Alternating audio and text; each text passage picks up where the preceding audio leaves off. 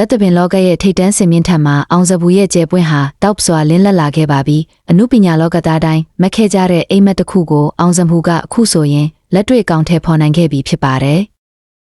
နိုင်ငံကျော်မင်းသားတွေနဲ့ရှင်ရင်တောင်ပရိသတ်တွေကအောင်စပူကိုပဲမြင်ကြတယ်လို့ဆိုရလောက်အောင်သူ့ရဲ့အောင်မြင်မှုဟာအထွတ်ထိပ်ကိုရောက်ရှိနေတာဖြစ်ပါတယ်ဒီအောင်မြင်မှုတွေကဘလောက်တောင်အရှိန်ဝါကြီးမားနေတယ်လဲဆိုတာကိုအခုဗီဒီယိုလေးထဲမှာဖော်ပြပေးသွားမှာပဲဖြစ်ပါတယ်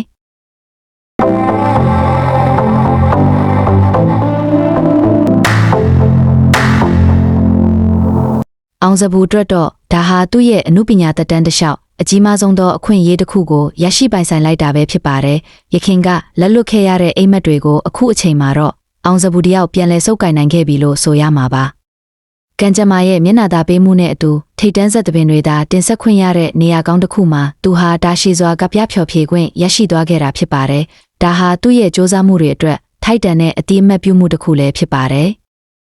ဇက်ဖွဲ့တစ်ခုရဲ့အရေးသွေးနဲ့အောင်မြင်မှုကိုတက်တည်ပြဖို့အတွက်ဆိုရင်ဒီလိုမျိုးပွဲကြီးပွဲကောင်းမှာကပြခွင့်ရဖို့ကအလွန်ရေးကြီးပါတယ်အခုလိုဂုံတိတ်ခါကြီးမားတဲ့ပွဲမျိုးမှာပါဝင်ခွင့်ရခြင်းကအောင်စပူရဲ့အနုပညာရေးသွေးဟာထိတ်တန်းစစ်မှာရှိနေတယ်ဆိုတာကိုမိမောင်းထိုးပြလိုက်တာပဲဖြစ်ပါတယ်သူဟာအနုပညာလောကမှာခိုင်မာတဲ့နေရာတစ်ခုကိုရရှိသွားရုံသာမကပရိသတ်တွေရဲ့တခဲနက်အားပေးမှုကိုလည်းအပြည့်အဝသိမ်းပိုက်နိုင်ခဲ့ပါတယ်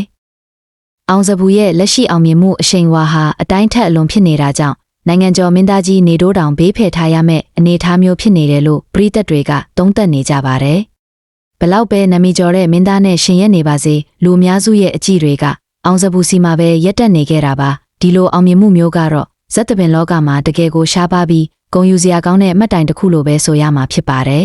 ။နိုင်ငံကျော်မင်းသားတွေနဲ့ရင်ပေါင်နှမ်းနိုင်တဲ့အထိတောက်ပလာတဲ့အောင်စပူရဲ့ရှေ့ဆက်ခီးစဉ်တွေကိုလည်းပရိသတ်ကြီးကဆက်လက်အားပေးကြဦးမယ်လို့ယုံကြည်ပါတယ်အနုပညာသတင်းထူးသစ်တွေကိုအမြဲတည်ရှိနိုင်ဖို့ကျွန်ုပ်တို့ရဲ့ပယ်လင်မိုးကိုတစ်ဖက်ချက်ရက်ချလှုပ်ထားဖို့မမေ့ပါနဲ့ဦးနော်အားလုံးပဲတာယာသောနေ့လေးဖြစ်ပါစေ